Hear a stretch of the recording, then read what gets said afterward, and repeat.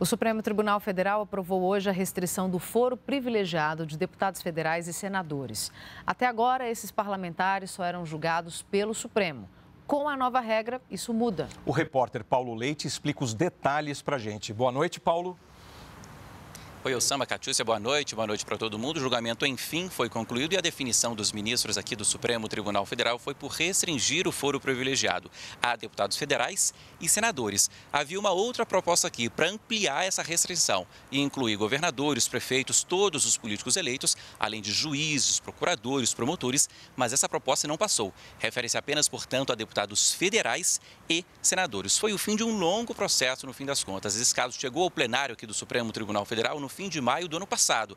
Quase um ano, portanto. Houve 2 pedidos de vista, pedidos para analisar melhor esse assunto. Voltou ontem esse julgamento e foi concluído hoje com o voto do ministro Gilmar Mendes, o último a se posicionar. Veja agora como foi o dia e o que acontece a partir de agora.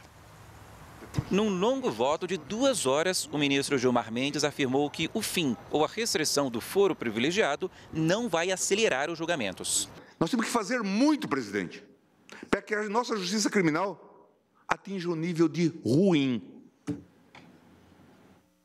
Porque ela é péssima, mas não tem nada a ver com a prerrogativa de foro. Mas como já havia ampla maioria para diminuir o alcance do foro, o ministro acabou votando pela restrição. Agora só vão ser julgados pelo Supremo Tribunal Federal os deputados federais e senadores que cometerem crimes durante o mandato e relacionados ao cargo. Todos os outros crimes cometidos por congressistas vão ser analisados pela Justiça de primeira instância. Só que muita gente esperava mais. Pouco antes do fim do julgamento, um abaixo-assinado com mais de 2 milhões de assinaturas a favor do fim do foro foi entregue no Supremo Tribunal Federal. Uma pesquisa Ibope que a gente realizou, cerca de 8 a cada 10 brasileiros querem o fim do foro.